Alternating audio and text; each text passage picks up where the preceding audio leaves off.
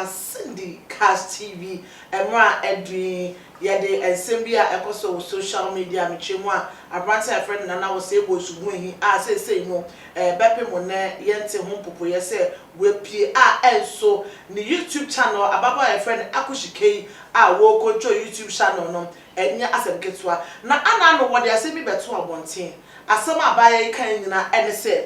na se bosugu hi bebi awadunu hi obi amoa wobo perfect beduko bidin wosi na se bosugu hi ane moa wasambo asantima bafo so wonhia ne mo a wobobo asofo if you call bo mame agrada di wosi na se bonsu wonhia mame agrada emo a wonhia obia mo a na adofo ensem akusika kai mo hwa ne kwanso no ana senya ne kwanso no se bebia yaye nua be ma branch na se bonsu mo ya ba bedui eja pass wonhia obia mo a ewie eba ne sa na meto mensa ede Fred die will say bia ye no wonra na ye nyatase embobo nsem because asebi wo hon ma aya na asem sebe other for me can na me can say passport so mo machuda me di me nyabre other for any etie for eje the hangers Evergreen Beauty Salon BT Fair Production HS Beauty na me to aso ede akọ Mac Brenda door to door me to aso enfanko Diaper Hub G8 na me san so ade akọ Kwame Jambo car wash me twa me ho na money oba ama no kika me ma no femfe me makofa sweet dio me ba but so me ni so wa me kwaya amasan baby mba so amene dio baby sweet dio ne bae na me sa kan atwafo na tiefo a me sponsors no cheerful giver unisex salon a Eric Amsterdam Nadia. Hey, our vessel no. Yes. Oba ko kwa de nyame nim.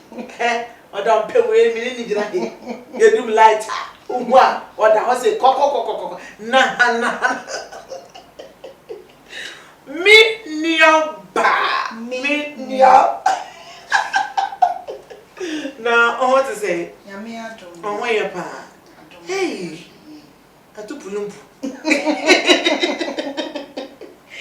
Jai on say na oho ye de Nyame adom. ye de radias oh me what thing set your congo ni aba ayara ho sem enso ye bende isikre jai on ye hwe oho hi ensem aben. Is it the right time ababa na control the YouTube channel na friend akuska wo ba bonti be ka che Ghana for say won hi obi amo enti e be ya anka wo bi amfa ne mo a ma me agrada wo mo mfa soft bed ko bi wo mo onfa asantima bofo wo mo a won fa. Is it the right time or so be ka san se buwe medical HAT for hwefo nyina ma me da ase say waton safre me a ye ba bedwendwe nsem ye de kan nya meka ne say asam na kasa ya reho aje ma se fem pa umu ehi na nkasa no na mi hu ne say omo na omo twa ne ho ahye na omo ma ne futupa omo ntu ne fupa omo ma ne futupa kra esan say akusike uyoba den a obe oba tai enti se woni wo boss kra ye adwuma na so boss ne fumu a me gide se obetumi atwena adwensi so se boss baby a wo koi wo chia enti ma maintenance no ana se yesi yenye ne se na mom ne nipa na fo na e wo se wo utumi ka kranhye nsem na wankasa mpo wo yo bi kro wo se wo kra no wonam mpanyifo bi so na osre no mutume bua ne yi boss pia wo ti wo na wo keka ne wo pe se oyin obi amoa ene wo kwa kobua ne se oyin obi amoa adan na besi ne wontumi nkoye hwe won Denti na wontumi nkoye hwe. Meaning said this is not the right time also ko be kasa. Asemo waka no wasaka hu ehia sengum. Oh, yes. Wa wona gum bi. Wasa wona gum. Esan se one ne ye adwuma. Na so obi yesa ponche ni finso meka asamo kire owo nante asase so a wo so owo ni gidi esan se ono na masase so onim de wo nsuo de ofensuo mu no onim de wo ho nti ni obeka no eno na wo se nipa gidi nti so ono ne wuyeyi ni wa adwuma ye na so no tumi bie na no ka se oyi obi amu a na kire se obi bi ona ni na iti so eti na o ka sa no lady no obi bi a na isi so yes opeso ọman ni wiase yin ehu se omu wo ho after all no ya chi na tu na se sika no obi antuni yi ni tie din enkobeli ye kra na after all no ye be yi no sana na adwen ye no ena akuska na kasa omu ade oh girl no so omu ade omu ade adan de na esanse so bu ade a nka sofo mpenimfuwe sofo bedukobi so yenya nim say no hu ani bi adroko no ne papa ne pa no so wahu ena so bedukobi say ska we kwade chicken man de man nko betumi agina mu so fo usu bempa ne ba no so wahu ena ne ye me nwanwa kra ne say ohun ehin ni obofuwe o mama agrada de o say ono so kra no hia ne mboa so wahu so yes as you are provoking them o so jeku ama obi ayeden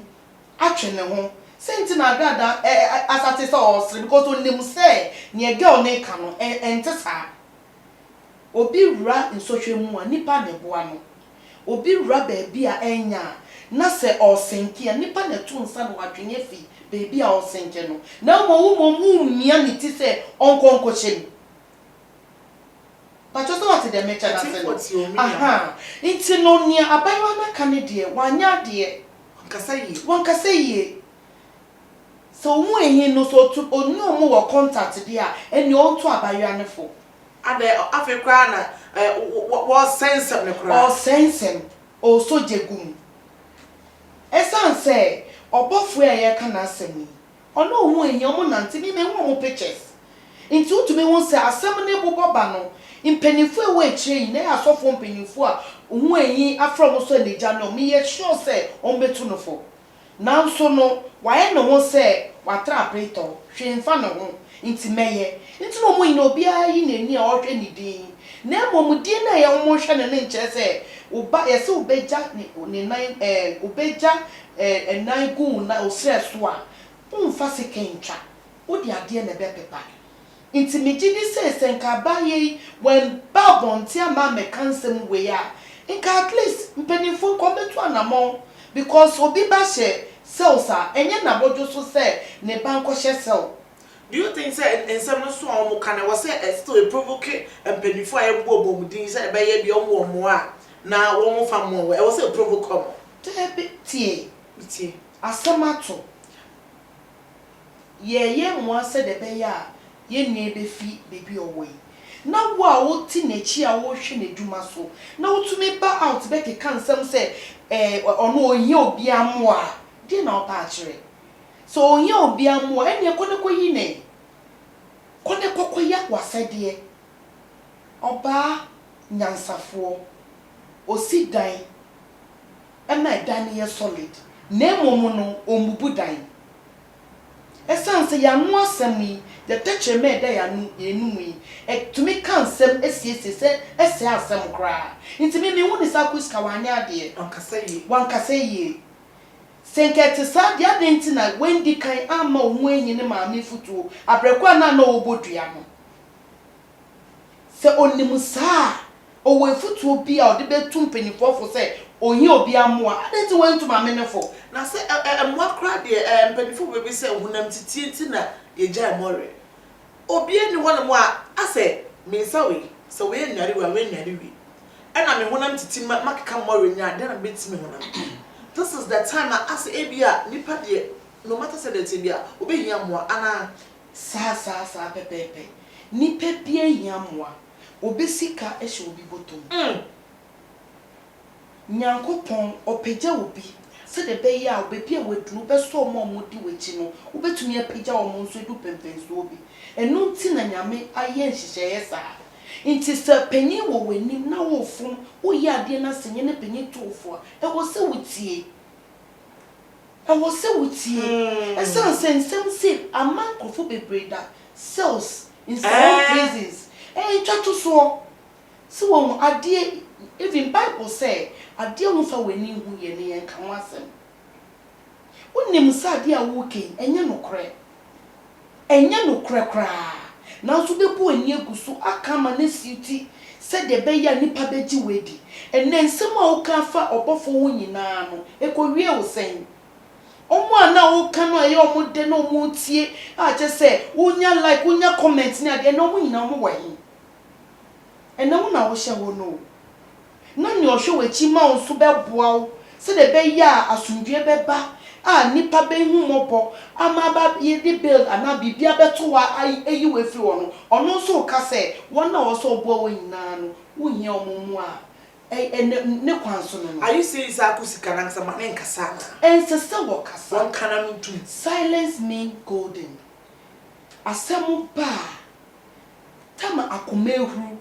efa ne fa kasa wo de wo se wo kan wa no tu because abri bia ntokwa na bibi besi wo third party no wo na ho ye yin wan hwe yi antokwesi na okopata wan hwe yi a opatafo ne so oje aba nti sisi a no wo mom na wo so jegum omwa nipa no che cells no omwa no kwa akusika omwa no asa de okay de maka asa belifo se eyi de okukete no ne hu nyema hi se de odie cho se fa boniti no sa pepepe nti wenum ina ye futuo de maye se ewiase esu na nso no wanhwe ya nkom se wanhwe ya nkom se wahu ya no ne techreme eye so powerful se asem kitwe bia obeka to wo wanhwe sa asem ni ye beta na asem kesi a che se enu bi na ye nua be ma akotomu ne maame nso nya abotre ama ko wiewie bebi akwa ko wie nti akusika onka na nuntum oni hwe ya oni mu ebi a hihwishata onka na nuntum adesu se no onka na nuntum kwa no be babonti ansem be ne ke wo se ka obeka ebetimi aboa man ka se enua be me ba bi owe ebi anka ebetimi aboa man kofo so etimi enya ohumobo bi di aboa no ka mene onu a se obeba abonti akasa was so kasa na favor uhui was so to me kasa na tonkofa komaso also to me kasa na tonkofo tim se de be ye be ka obi akoma no akasa o abayiwe na dwemu do asema okay eye no kre nti mo mi ehwe kwan be fa so e betumi aboa na mo ko gina ho ko kan sem sa because some penifo yina obubo mu din na enye wa fe no mu ba akokra enye wa fe wa kushika enye wa fe ni omukura ukasasa wakase tia wo yes because umu enyi wo no okosofu beduko bi wa at least omaniska sa agrada nche no be kokura na okọ be maniska enye so wasere ni ska o but eya se de ofisa ni maame no ni papa ni to be ma no nti na wo kasa asem no ebi omadwinkra be omo se bia wo mpo na wo kasa asem na kire akuska se enyo nkasa de be ya omo be hu se mo bia ma meboa no na nyame be yi but enya sa na yete now you say grofo benya mentality bi se wo ina na tutu se megu akuska tim so me kan kire grofo abonte maame se enko ne sa obeka se maame asem na o kan twa so because baby am wo no ma dwemu nyina ntini me yie nti me ade up kasamu a ebetumi atonkrofo aso se even pokra so mo ma meyi me kra na ka de a ebema nipa ehu se baby am wo no ehonjo mame menu me ho na mo wo yesa na na kwa eti se onu teche na o ma backup se wo kasa so onu teche na o ka because o kan no wo kasa e unka hwe ntina chese ya wo de so na chese se ne ensam no ekono eye wo de abusua aye de yinse betwa ho na ya jekwa so ye ba munia ba ama no kekame metwa so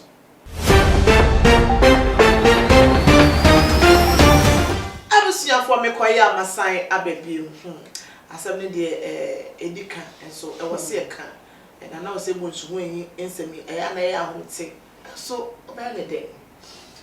sweetheart yes darling ya kwa se de na wo toto nsem na e fa no nsese no e wo advice bi sa wo de ma na wo se bonsugo yi so won kasa nkyere akusika e de na ade baba no me nua bema ohu eyi asema mpesa me ka cho ne say efutuo bi wo kwa ka kira akusika so nka na no ntu esanse bebi a wo no enye enije so ade a bebi a wo hye no wani nje because obi bi eni wani ne betu fiase a obesre se bebi a makohye ne de me da sori ma me hoto me da bi wo hye ho ase ya lock ase ya chain obi bia shout down si wahu nti bebi o wo no me gidi se wenu ne ho ankasa a o si rade se ekwan bi bebi a me ne free wo si wahu nti no onto abaya ne fo so onka na nutum so onto me mwan wo kwan bia so a ono de onka na nutum enfree sansem we esanse omwa no kra because we futu bi anka so nkod tam ohu yin started sansem no na nka so otia ne na so ka je se de bebi a wo kɔ ne enye e ho otro now so wait to me anka because o ka no akushika na kasa ye ne de so na no mu push no o na ne ka ni shemu ene onamo ono de ne wato no wo na wo hye wo baby wo na wo hye wo baby enkrofo utie enkrofo nsem nka ka wacha ebi se asa ya bopa obofo na abopa se betena ha na kaka kasanse we e ban sa wote ne se I mesrem me obofo kra de me nko na sorry da me ni me bia na sorry kra wo me nhia ne da ohu me da na mumu no asem ba nipa na eka bebia no kware da no wo se ye de to me fa ne se wadwuma wo ye ni aba uye ni pawo edwuma eye de obeti nsem wo waso si wo enye nsem nyina na obi beka kire wa wo befo aso aka se me koka ho asem ebia na asem no onnim no kura e wa asem ni mu se obi ka bibi kire na se wo fo sa asem anipa na ka no wontu be nya wo hwia fa koma police for no mo hwehwem yes because a photo de ma ye nyina won so sa because wo ho as a media person wo bobo nsem mu a wo tie de kanko nti sasem no wan do mu suko ehu no kura wo mu a enkebi eno nkyere se wonim nyansa na se wadwa na se wadwuma o ye no nim left and right there bi si wo hu ni obofo mo me pa ena so obofo kra fra me kra bo me pan kra ka menye me nkasa esanse asem no ye nyina na fa ehu efutuo bi e won bia no e wo se ye nyina ye ka de dan one fan to a few ton sa pepepe nti no obofo mo me pa minim no I was ma okay as who said to me for meaning say ye nyina ye fa asem na aba no e fa tutu ye ho fo sa na so chen sa esanse day out no nsem sisi nsem okoso bi obefa ne se bia wadanfo kra wo ne koba obetumi akoka obi ho asem asimesi aye se nti begina be ka sa asem no e ma bia se te se nipa ne te se bia na ente sa obi wo ho a obenwo wadwuma wo ye no eye ne ya nti obebe kwan bi obefa so bi obebre wase e obefa so oboa wo se wadwuma ne nkoso but na asem bia obeka asem ba akopa obeka me betumi egu wadwuma betumi ase wadwuma hwempedodo a bra wa brebe bi o statistics ye bedu sa bre na asem ba ako betumi ase wadwuma nyina se de sika se wo wi nkate na ba ako se wo mu a wo di gu wenu mu a ba ako na ase no won to me wi wo pu ni negu si wo hu enti me obafo mo me pa de yemi abema ne ye no enya ne kwanso no no wanye ne yie because nsem na eba ne enne soso si won enne soso se nipa da se ne betumi atena se abo ni tirimu po se the bottle yi si e nsu ewo mu ye white nsu ewo mu ye white wo se ye red ente sa si won And sa sewe hu ebusua je na dwuma de nya besiwa asemo sweet die wo Mami. ne kwakra ne se Ne kwakra ne se ye nyina ye de asem yi tu ye ho fo because asem e ba ye no suade hu wo mu papa we de wo di siba wa me twensim se enti mu ayi na ofo pa so enti se de no ma ya fasa sase wo enamfo no mu a na omudi wachi na ye tuufo ebi be tuufo nanso wanfa anya asem ne omo ka wo gu mu o ye ne sei de wo ka ne ye de ne wo ka ne ti sei ene omo nyina atwom mu afiri hu nti hu enye wo se odi tu wo fo papa se nyame ye wadom na se wo firi mu fia ni wehu no unhu yi ni wate no wonte esanse yeso obanyansafo yebu ne be nanso yenka nasem a word so a wise is enough ebusuanya easy sweet die wa kasa papa me am tie kra magimi die wom magimi 3 points wom ko so hwe se ne yekaka kona na wo se na ya hwe yi wade bi ayemu ba me de me kenya ne se na na se bosu won asem ayema hote pa ina de empire che se erade emwana o medu asundue mo me da for me do obi biara asi if se memre no enya ayepe midin and sinde kasha na ministry da wo na eje atnase ene dwumedi nyina bre adofo ne etiefo nyina na me ka se me proud sponsors so mo machido ama me de me dwumedi nyina bre adofo ene etiefo cheerful giver unisex salon na me ko my Brenda door to door me to aso e dia ko diaper hub ne wo so wo mo pa mo to kwada pampers kwada ndua ne kwada totofewa kwada ho de bia opebia bo mode ne twom na wo mo de bebro na me to aso akọ Evergreen Beauty Salon the hangers HS Beauty BT Fair Production na me de ko ne krakra kwa me jambo cows me don't fa wo me ene me de obi biara asi mo nia pa send the cash manake kame mano from mano ayame here makwam